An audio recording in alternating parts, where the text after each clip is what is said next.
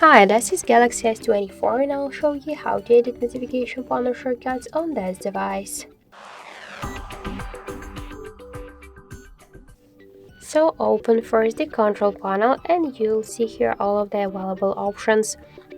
If you want to add here new options or remove some of them or just to change their positions, we should click here to this edit icon, tap to edit the full panel, and if you want to remove some of the options from here, just click on each of the these red minuses. To add the new options to your panel, you should just hold the icon and drag it to this subsection.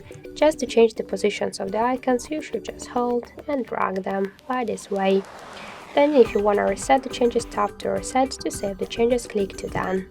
So thank you guys for watching, and if you like this video, leave thumbs up and subscribe.